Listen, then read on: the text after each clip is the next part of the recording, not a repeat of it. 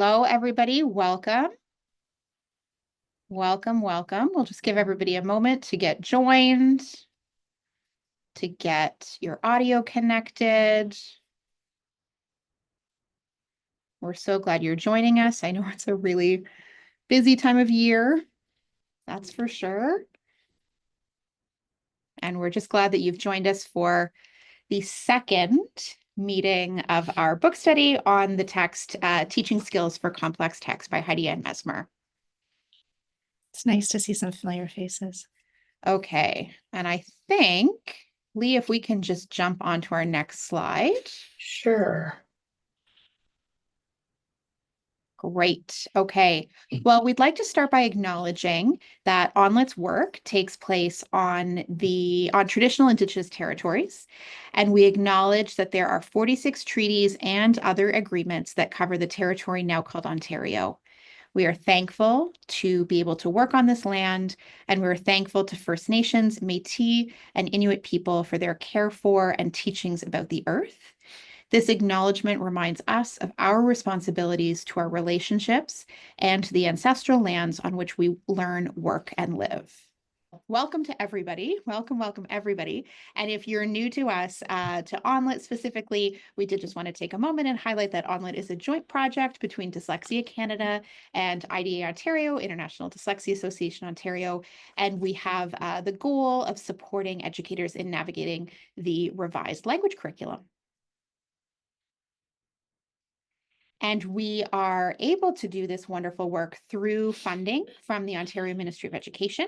And we gratefully acknowledge the support that helps this be possible. And we do note that the views expressed tonight are the views of ONLIT and do not necessarily reflect those of the Ministry of Education. If you joined us last week, or if you missed last week, we did record the sessions. All sessions in this book study will be recorded. It is now edited and posted in our YouTube channel, and the link is in the resource library. So you'll be able to find that right there, and that links to the playlist. So every time we have a new recording, you can go back to that same spot, and it will all be there if you need to catch up. And so tonight we are so excited to welcome you to our second session on untangling Anaphora. And so we have a few things that we'd like to try to get through tonight. Obviously, we've welcomed you. It's so great to have you all here with us.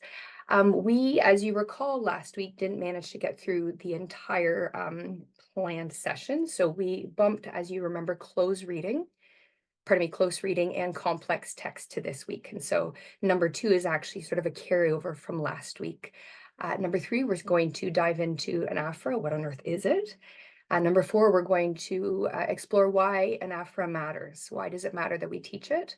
Number 5, asking for a friend. How does one teach Anaphora? And finally, we're going to wrap it up.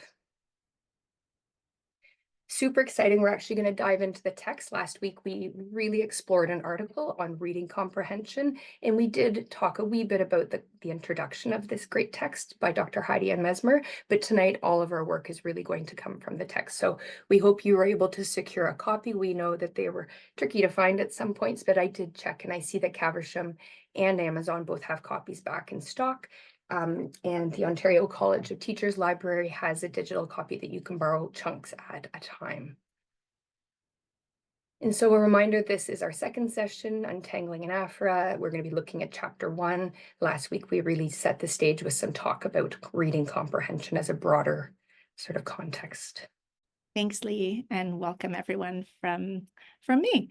So as Leigh said, we did decide to move this over from the last session and begin with it tonight as we dig into chapter 1. So in our first session, we did share a lot of information by looking at the article No More Strategy of the Week. As well, we talked about 2 Reading Road Trip podcast episodes, one with the authors of that article and another with Dr. Heidi Anne Mesmer herself, in the hopes of building some background knowledge to support us in working through the book. So as we shift to the book now, we thought we'd set the stage by sharing one of the comments that Dr. Mesmer opens with in an additional article that we did mention last week, and Una's actually going to put the link in the chat. The title of the article is Time in Text. That's the short title. And she opens that by mentioning a common concern, which we all know too well. She says that she's interacting with a teacher who teaches fourth grade, who has this concern, but I have fourth graders who are reading on a first grade level. Are we supposed to read grade level texts, or am I supposed to just read it to them? That's fine if I'm going to read it to them, but at what point do they practice reading themselves? So there's this, she describes that there's this kind of tension that, that we're all well aware of. And so when students read well below grade level, teachers are caught between two goals: keeping text complexity high for comprehension instruction and ensuring students are spending time in text, practicing that word reading and recognizing words themselves.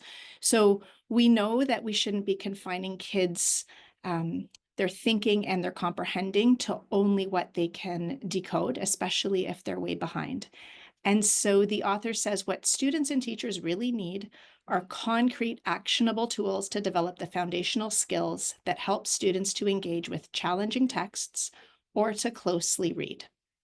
And that comes from page 1, right out of the book introduction. So on that note, what does it mean to closely read? And this is the definition of close reading that Dr. Mesmer included in the book. So close reading requires compact, short, self-contained texts that students can read and reread deliberately and slowly probe and ponder the meanings of individual words, the order in which sentences unfold, and the development of ideas over the course of the text. So again, we know that we have to provide opportunities for students, regardless of their decoding ability, to engage with that grade level text. And this is where, this close reading comes in. So many of you are, again, thinking, I have kids who are such weak decoders, and it is so tricky. And so we just wanted to highlight and share that other article by Dr. Mesmer that I just mentioned in the previous slide gives some really great insight into how to bridge that gap, that huge gap that we see in so many students between their decoding ability and their comprehension skills.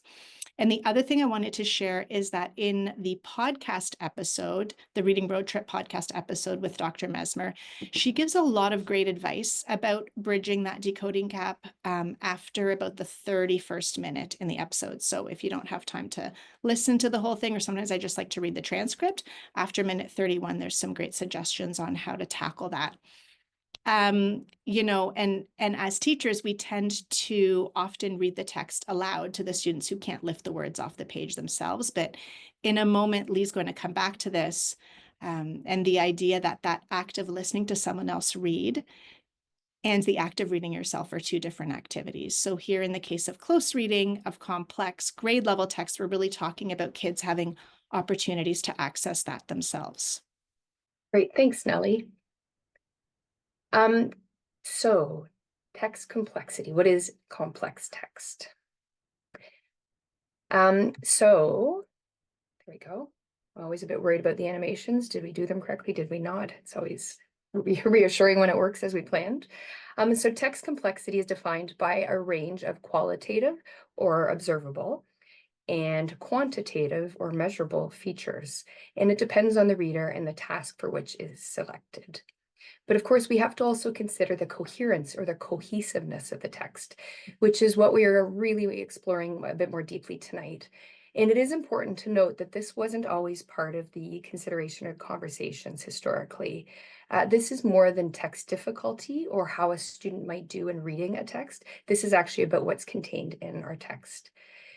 And so when we look at complex text, the ultimate teaching goal, of course, is for students to understand what they're reading and not to practice a particular strategy or skill. We want to select text when we read and the topics to study in literacy, because this is a powerful opportunity to be culturally responsive. Text should provide mirrors and windows for children and allow students to see both themselves and the characters and communities that are familiar to them, and to see and learn about others in the world, of course, in the text that they read. And of course, there's also the consideration of what is grade level text. Suitable topic for age and development, reflective of the diversity in our classrooms, our communities, and our world. And of course, is the text readable? Do the students have the skills to decode? Is there vocabulary that needs to be pre-taught in order to provide that vocabulary development? Considerations about syntax and sentence. It really just is so many things that we have to keep in mind and consider. And I think it was Dr. Mesmer in the Reading Road Trip podcast that reminds us that we have to embrace the fact that this is complex, and we need to find joy and teach that finding of joy in making sense of what we read. Comprehension isn't the same as teaching letter knowledge. This is much bigger, much broader, and dare I say, more complex.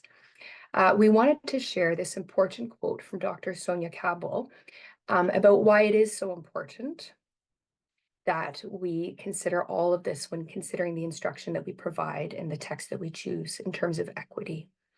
And so access to high quality literacy instruction is an equity issue because research shows that children who are growing up in poverty often do not have the same access to high quality literacy instruction as their more economically advantaged peers. Reading and being able to read well sets the foundation for all that we do in life, and it's important that everyone be able to get that good start. And so this is a word of caution from the introduction of the book. So before even chapter 1, Dr. Heidi Anne Mesmer does mention this. There are times when read alouds are indeed appropriate, as Nellie mentioned previously, but if a read aloud is the exclusive access to complex text, then there is a problem. And in fact, it can be quite disheartening for students. So on the Reading Road Trip podcast, Dr. Mesmer did share why she wrote the article that we shared last week that Una popped in the chat on supporting older students who struggle with word recognition. It's been observed at the secondary level that students struggle to read novels. So when teachers just read aloud or read excerpts, this doesn't provide students with that important experience of reading entire pieces of work, novels, longer pieces of text. And as a result, there's the potential that we are going to have a generation of kids who are thinking like champs, but that struggle to spell and to read and can't access complex text by themselves. She highlights that the act of listening to someone else read and the act of reading ourselves are two completely different activities. When we listen, we're not able to reread parts of the text. We can't pop back in the text easily. We're dependent on somebody else doing that for us and recognizing our needs and our metacognition. It's really limited because, again, it is somebody else doing that and that is in charge of what the focus is going to be on. It's critical that we teach students how to read and understand a variety of text, and then scaffold when needed. And most importantly, ensure that there is time set aside for students to do this, but of course, not in a drop everything and read sort of way. And this reminded me as I read this of an article that I just read actually in the Atlantic quite recently. And it was called "To Read a Book in College, It Helps to have read a book in high school." And the professor at Columbia University made a similar observation that students are appearing sometimes at universities overwhelmed by the act of reading. So, we might all have experienced this, that we might not have read everything that we were assigned in university or college, but that this feels different. Now students feel bewildered at the thought of finishing multiple books a semester, and that even students at highly selective elite colleges are struggling and unprepared to read books. And so again, we really want to provide all of the pieces that will allow students to get to a point where that would be something that they could do, should they choose to do that. And so Anaphora, what on earth is it? And before we sort of look a bit more closely at that, we wanted to explain that there are two definitions that exist for it. There's one that we're focusing on, where we replace a word or used earlier in a sentence to avoid repetition. And then there's rhetoric, so the repetition of a word or phrase at the beginning of successive clauses. And so the example that they gave was to be and not to be. That is the question. So that sort of repetitive use for effect in writing. And so we're going to be talking about the first example. So when we actively replace a word to avoid repetition, and we do that through pronouns and substitution. And so we thought that we would model a slightly condensed explicit vocabulary lesson based on the work of Dr. Anita Archer to help explain Anaphora. And we're going to ask you to participate from wherever you are, just as we would have our students do this in class. And we are both big believers in having multiple opportunities to respond and asking that students not spectate, that everyone participates, everybody does everything. And we also provide a lot of opportunities for our students to think deeply about what we are doing, because as Dr. Dan Willingham says, memory is the residue of thought. So with all this in mind, we structure our vocabulary lessons in a way that does all of those things. And so here we go. So I'll ask you to answer when I prompt you. I will try to do it like this or with my words. So today we are talking about anaphora. Let's read that word together. Everybody? Anaphora. What part of speech is it, everyone? A noun. And let's read the definition of anaphora together. Anaphora is a device used in writing in which one word, a pronoun or other, replaces another word or words. Great. And so if we were in the classroom, we would provide students with a chance to distinguish between examples and non-examples of anaphora, as well as a structured way to think about and to use the word with classmates. However, for the sake of time, we're just going to provide this one example and opportunity to do that. And obviously, you won't be doing a lot of turning and talking unless you talk to a pet, somebody in your home who might be interested in learning about anaphora. And so we're going to ask you to read the bolded text and consider what line could be used to complete the sentence. What word does it replace? And finally, what word does the pronoun this replace? And we'll give you a moment to do this. And if you'd like, you can pop some thoughts in the chat.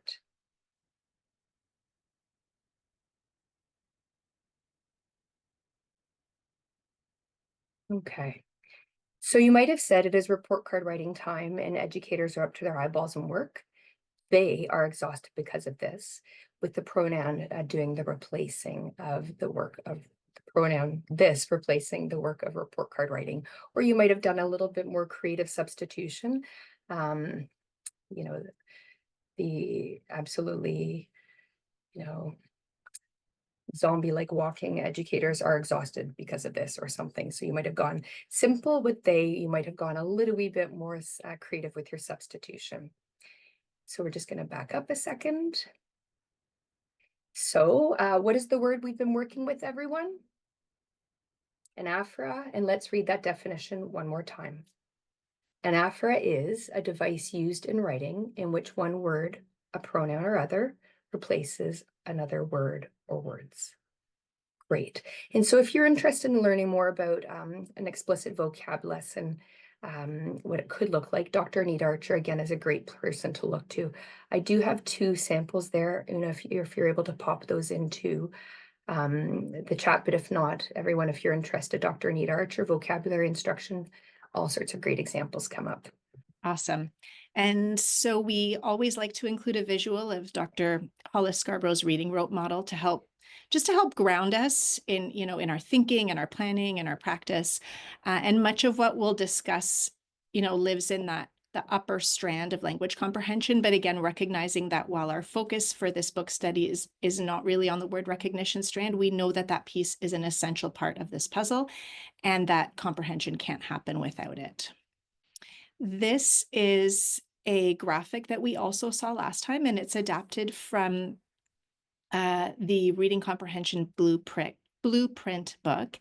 And again, it's just a simplified version of a big picture overview, really, of some of the key domains that play a role in achieving that end goal of comprehension or that coherent representation of text. And just as a reminder of what Dr. Mesmer says, which is that she makes the point that we've been assuming that kids can comprehend sentences. I know that I'm guilty of that, and that they can get the main idea of a sentence, and actually a lot of times they can't. So our focus for tonight will be those cohesive ties that live in that sentence level comprehension box, specifically anaphora. Connectives are the next chapter, so we'll unpack that next time, because these devices really create cohesion throughout a text and connect ideas across sentences, which can be a barrier to comprehension. And when we talk about this idea of text coherence, we're really referring to the clarity of the message in a text, which, it depends on structure, syntax, and the use of these cohesive devices. So well-written text is bound together by cohesive devices so that, our students or the readers can follow the progression of ideas within and also between sentences. And students need to be able to understand cohesive ties at that sentence level because it really helps a reader infer the meaning between the different parts of the sentence. And these links between words and sentences really allow ideas and information to be connected and to make sense as a whole. We always want to be able to see where this content lives in the new curriculum document, which does mention having students integrating components of word, sentence, and text level comprehension. So during our last session, we saw the expectations across grades in C1.1, so using foundational knowledge and skills. And that's the main place where cohesive ties live. And you might be wondering, where is Anaphora? So now we know that Anaphora is a type of cohesive tie. There are other types, connectives, which we'll look at next time, but also ellipsis and conjunctions, which we aren't really going to dig into during this particular book study. In some ways, we look at it and it's one expectation, and we might think it's a small detail in terms of, the big picture of our language curriculum, but it comes back to that idea of sentence level comprehension and its impact on overall comprehension of larger text, of complex text. And, many students, even skilled readers, never consciously think about authors' use of cohesive devices. Like we as teachers maybe have never even thought about this. So it's really helpful for teachers to draw attention to it, explicitly teach it, especially our struggling readers. And as well, we're thinking about our multilingual learners for whom this can be quite challenging. So here we have the definition again, because we thought it would be worth repeating. So anaphora is a device used in writing in which one word, pronoun, or other replaces another word. So it's a type of replacing word, cohesive device, or cohesive tie. And just to unpack the terminology of anaphoric relationships a little bit. So, these relationships depend on the type of word being replaced, which is called the antecedent, as well as the word doing the replacing. So this could be a pronoun doing the replacing or another noun, in which case it could be a substitution of another word. So antecedent being the word or the words being replaced that come before the replacing words. It can be one word, it can be a phrase, it can be an entire clause. Pronominal substitution, which of course a pronoun is doing the replacing. And then again, if it's a substitution, anaphora, any other word is replacing the antecedent. It could be a synonym. And again, writers do this to avoid repetition, monotony, and really just to maintain the interest of the reader. So we're going to take you through 3 quick examples. So Asha went to the park. She was looking for a friend, or Asha could be replaced with the young teenager. There's a noun substitution, was looking for a friend. And again, this may seem simple, but for multilingual learners especially, this actually requires some explicit instruction. They might not necessarily understand what she is or what she is referring to. Next example, Sean pulled some pencils from the drawer. They were brand new, could be a pronoun replacement, or the writing tools, a noun substitution, were brand new. Last example. Paolo and Asia went to the downtown theater. Jamal also went there. Pronoun substitution, a pronominal anaphora, or another option could be Jamal also showed up at the local hangout. So here and Leigh and I, we found this a little bit tricky. We had never really considered there, THERE, as a pronoun, but it is also can also be used as a pronoun in a clause or in a sentence. So just keeping in mind that all of these examples are replacing nouns, but it can also happen with verbs. The example that Dr. Mesmer gives actually in the podcast episode is John chased after the puppy, Caleb did too. Did too would be the anaphora, did what, chased after the lost puppy. Okay, or entire clauses. Donna and Mark stopped at the grocery store closest to the store. Tommy stopped there. So you can appreciate how students have to infer. There's inferring happening because they're inferring the connections across sentences or ideas, and they really have to pay attention to be able to maintain this thread of comprehension throughout the text. And Nellie, I'm going to jump in. I teach grade 4. We were a few years apart in who we teach. And I I always thought that my students understood this. I took for granted. And I remember one day just sort of conducting a little informal poll, and I was shocked to learn and to discover that a lot of students couldn't make that connection back. Like those connectives weren't obvious to them unless I really prompted them, pointed them out. And so I became a much bigger believer in the importance of it that day. Because again, I asked students that I thought got it, and they weren't all getting it. And so why does Anaphora matter? Well, it really does. And so teaching anaphoric reference improves comprehension. And so we have a little video to show you, and it really does a nice job of explaining this in about 2 minutes. However, we do want to say upfront that there is some dated perhaps color references. And so for that reason, we almost didn't show this video, but we opt to show it and address it. And when that part comes along, you'll understand. But we thought that the explanation itself was so powerful that it was worth doing it with a little bit of an explanation. One of my other strategies, and one that is certainly literature-based, O'Connor and Klein did a wonderful study in 2004 that showed if you support anaphoric reference, children have better reading comprehension. Well, what is anaphoric reference? It is simply referring to something in a non-specific way. So William had a red shirt. He really loved it. So William's is the referent for he. And many times our children, because these are not definite specified words, don't get the idea that he refers back to William. So for that reason, their reading comprehension might be great at a 2-sentence level, but if you go through in longer and longer things, they can't keep creating that memory because they're not following through. Who exactly is he over here? Who exactly is they over there? What's this? What's that? What's anything? So those kinds of non-specific words are very difficult. So one thing that O'Connor and Klein did was, as you were reading, they would take a little laminated index card and write 3 words and say, okay, well, here's he. Who is he in this story? And have them circle all along so they're keeping that continuum. Another thing that I do that I really like is to use tape that goes on the book, invisible tape that goes on the book, but doesn't hurt the book. And I can use it color-coded. So the he's are all blue and the she's are all pink and the objects are all green, so they can see how it goes throughout and entertain the fact that this is an integrated story rather than sentence by sentence by sentence.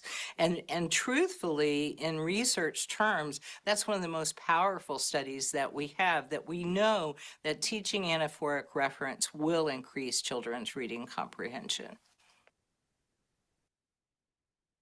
So obviously there are many reasons for us to teach Anaphora.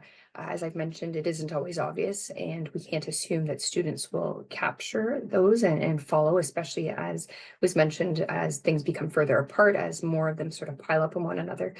Another great reason is because educators might lack knowledge. And so Nellie and I certainly learned a lot in learning to sort of explore this tonight. And educators can learn an awful lot in learning how to teach something. Additionally, it helps to create meta-linguistic awareness, which of course can then transfer to writing. We really don't see a lot of that repetition in the writing that we read, and there's a reason for that. Great connectives and Anaphora examples are used. And again, another great reason is because not knowing and not recognizing Anaphora can quickly sabotage comprehension. And all of those are incredibly powerful reasons for us to teach it. Okay, so we're just going to, take a couple of minutes, and we thought it would be worthwhile to give, because everyone is so busy and maybe hasn't had the chance to read the book. And if you don't have the book, that is okay. We're going to summarize this in the next slide. But if we could just take a couple of minutes just to read chapter 2, specifically the bottom of page 8 to the top of page 9, where the paragraph begins with, "It would not be possible," right up until it ends there with the final words to teach this concept. So maybe we'll just put a timer on for ourselves and pause for a couple of minutes.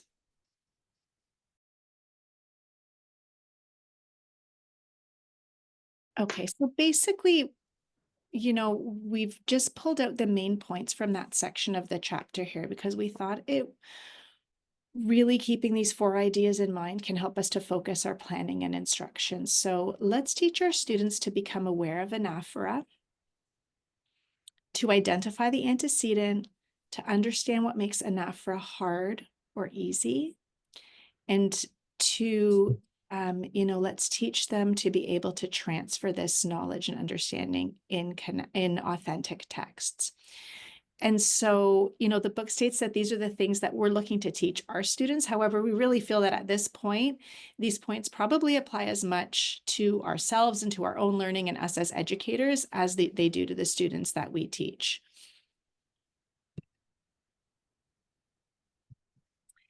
And just that idea from the previous slide of what makes anaphora harder or easier, all anaphoric relationships are not created equal. They can be difficult. Certain relationships can be more difficult than others. One thing that can make them more difficult is if the antecedent and the anaphora are separated by too many words. If there's a lot of intervening text between the antecedent and anaphora, that can be tricky to track back to what is being referred to. A reader's lack of background knowledge can have an impact on understanding, on being able to make the inferences needed to connect the ideas or to comprehend the anaphoric relationships. The author does say that it tends to be easier in narrative text than expository text. So, working with anaphora, identifying it, being aware of it in expository text is a little bit trickier than it is in a narrative. And so takeaway number 4, we want to teach anaphora. So yeah, we had to really practice saying that word, as you can hear, with carefully chosen or carefully constructed text. And I was watching the chat there for a moment, and there was some great discussion about constructing text. And so we are going to get to that in a moment. And in the book, Dr. Mesmer really does point out that we want to plan and prepare all of this work in advance. It reminds me of when we saw Dr. Anita Archer last year at the IDA conference. That was, a big message of hers is preparation, preparation, preparation.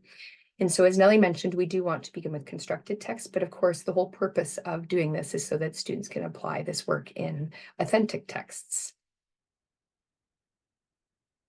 And so following the guidance of the book, we do want to possibly work on constructing some text. And as somebody mentioned in the chat, ChatGPT does make this far simpler. And constructed texts are ideal because they're simple and clear, and we can transfer, or we can focus on one type of anaphora at a time. And so Kate did dig into this a little bit more deeply on the episode with Dr. Mesmer, talked about using ChatGPT to create short text. And so she actually gave a word count of about 250 words, whereas we've just asked for like a short example of a text. And so the prompt that I gave was to provide an example of a pronominal anaphora for grade 4 science on the subject of habitats. And I did highlight pronominal because as soon as I just said anaphora, it really did a lot of that repetition. And so we know that there are 2 definitions. And so I had to tighten up the prompt that I provided to ChatGPT. And you can see it was very friendly, gave me a few examples. The rainforest is home to many animals. It provides a warm, wet environment where creatures like frogs and monkeys live. They depend on the trees for food and shelter. So in this example, of course, it refers to the rainforest. They refers to frogs and monkeys. And then it goes on to explain how that is pronominal anaphora. And so I also asked it to give an example of substitution anaphora. And so the first example I actually got prior to this said, deserts are very dry and hot. Many animals, like camels, are specially adapted to survive there. And so I wanted a little bit more than another there. I wanted, some specific words. And so you can see that I added, instead of there, use in this harsh habitat. And so again, very friendly. Sure, here's the revised example. So deserts are very dry and hot. Many animals, like camels, are specially adapted to survive in this harsh habitat. So again, that in the harsh habitat substitutes for the desert, helping to avoid that repetition, but still conveying the idea clearly. And I actually wanted students to have a little bit more work with the word habitat, so that's why I specifically asked it to use that. And again, this is a good reminder that ChatGPT, as I can see Andrea said right there in the chat, it gives you a great starting point. However, we might ask it to tweak, revise, and make other request examples. And so we are going to ask you now to do a little bit of this work yourself. So using ChatGPT, we're going to ask you to generate an example of anaphora for a specific grade and content area. And it might be something that you yourself teach. And so I put my example in there. So for grade 4 science, the topic of habitats, it's a substitution anaphora. And there's my example. So we're going to give you a few moments to pop into ChatGPT, and you can do it without joining. You can just continue without logging in. And in a moment, Una is going to pop that Menti link in the chat. And we're going to ask you to add some more examples so that we have other possibilities to draw from.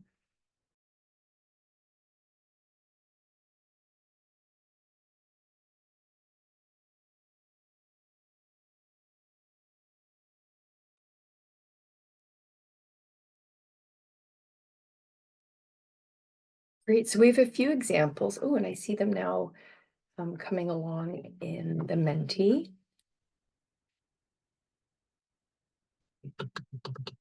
And of course, now after last week, I know how to scroll down it, so.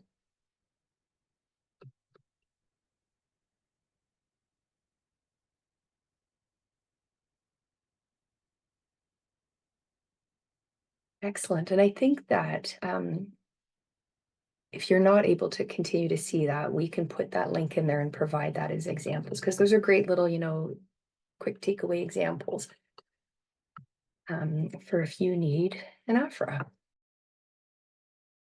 Okay, so in page 7 in the book, Dr. Mesmer says that to then move on to practice with, so we just tried to give you an idea of what it would be like you could use ChatGPT to build some text, make some constructed texts, targeted really specifically to what you're trying to work on, what your learning goal is. And then she recommends moving on to practice with authentic texts, because the world of comprehension is not a world of controlled texts, of course. So we're going to call these sample texts. And the reason we're saying that is because they were written by members of the ONlit team, but we chose to share them because we thought it might be a great opportunity to highlight that they're there and that they can be used for different purposes. So I'm just going to really briefly talk about each one. The first is the Important Canadians unit, and it's modeled after Core Knowledge Language Arts units, or CKLA units. It's a language and social studies based unit designed for use in Kindy and grade 1, but as you'll see, it can really be used across grades depending on what the learning goal is. So there are 10 lessons, each one about an important Canadian, with a teacher read aloud document. And then there's an accompanying slideshow that the students will look at while the teacher is delivering the lesson. And then in addition to that, each lesson has an explicit vocabulary routine and comprehension questions at both the literal and inferential levels. The other resource, called Fluency in Perspective, is it's a collection of passages designed to be used for fluency instruction in grade 8. And I believe one for grade 7 is underway. And each passage focuses on a diverse change maker from across Turtle Island. So the content was carefully considered to really ensure that it shares a wide range of perspectives that have been underrepresented, sparks critical thinking, and is really reflective of a diverse range of history, values, experiences, etc. The passages are purposefully written to support a variety of instructional routines around fluency building. And each passage has a teacher summary page with words, keywords highlighted, a vocabulary section, and a syntax section that's highlighted at the beginning. And so, while it does support fluency instruction, which, we're thinking about strand B of the new curriculum document, but of course, it also draws on many other elements of the curriculum. So, in a moment, we're going to do a breakout room task, but I am going to model first. So we can go to the next slide. Okay, so here's an excerpt from the Fluency in Perspective passages, and this one is about Rick Hansen. More work needed to be done, and Hansen was not about to give up. This steadfast determination led him to found the Rick Hansen Foundation in 1988. Further down the passage, it states, in 1997, Hansen became the founding chair of the Fraser River Sturgeon Conservation Society, and in 2000, he established the Pacific Salmon Endowment Fund Society. So as you can see here, there's a chart, and we're going to have you fill in something very similar. The first example of anaphora is steadfast determination. Its antecedent, what it refers to, is Hansen not about to give up. And it's a substitution anaphora. That's the type of relationship it is. In the second example is the use of the pronoun he, referring back to the antecedent Hansen. And of course, this is a pronoun doing the replacing, so it's a pronominal anaphora. Okay, and so takeaway number 5. So we've jammed a lot into this evening and a little bit of everything all at once. But of course, with our students, you know, we want to avoid teaching all forms of anaphoric relationships in one series of lessons. And so in the chapter, for those of us who haven't had a chance to read it, or, you know, it's always great to reread it more than once. Dr. Mesmer does outline a week 1, week 2 plan, or a phase 1, phase 2 plan, basically a guide for a 2-week unit with pronominal substitutions in week 1, and then week 2 builds on that basic knowledge and teaches noun substitutions. And over the course of the 2 weeks, it's following a gradual release of responsibility model, and students are always writing substituted words over the pronouns or noun replacements. And the other thing that, you know, we need to keep in mind is that value of doing the think aloud. And there's a great example of it on page 13, so that we're making that thinking visible, that inner dialogue that's happening. Students can actually be witness to that. And then once we've taught it, always remembering that then it's available for us to work through over the course of the year, right? Thinking about retrieval practice. When I come across, you know, when I have a good text and there is an opportunity, I'm going to teach this in context, not that idea of not a one and done or anaphora teaching in silo kind of idea. Yeah, like I'm done, check it off, move on, sort of thing. Yeah. Yeah. And you take it over, Leigh. Well, one of the last activities that is offered in the text, and there are so many great teaching activities that are available. The last one is a Mad Lib. And if you're a fan of Mad Libs like we are, this is a great one to wrap up with. And so again, report card season has arrived.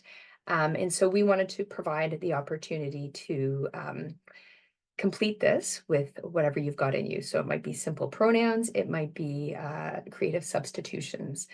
And so report card season has come again, blank. Perhaps it arrives so quickly every year. Nellie, Leigh, and the book study group can't wait until, a simple it might work. It is over because they or we are exhausted. However, you might go a little bit more creative. You might say something like, let's see, report card season has come again. This time to reflect on the growth of our students arrives so quickly every year. Nellie, Leigh, and the group, timer. Nellie, Leigh, and the book study group can't wait until this rage-inducing whirlwind is over because these ready-to-drop educators are exhausted. So, you know, you can go simple with pronouns. You can spice it up as you see, or as if you've got in you. And so with that, we just want to thank you again for being with us here tonight. Of course, stay tuned for a second because, you know, we'll have the giveaway. But we hope to see you again in 2 weeks. We're loving looking into this, learning more ourselves, and we're loving having you here to do it with. So thank you. Oh, and our powerful quote, right. We always love to sort of find something that jumps out at us. And so this was from the video, Dr. Sylvia Deal from Reading Rockets. I'm mispronouncing the last name, I'm sure. We know that teaching anaphoric reference will increase children's reading comprehension. Those were the last words that she said in the video, and it is true. When we do this, students will better understand what they've read, which is our goal. So we look forward to seeing you on February 12th. We'll be speaking a little bit further about this. We'll be looking at connectives and sentences, chapter 2 of the text. And again, we want to wish you good luck with report cards if you're writing them. Thanks, everybody.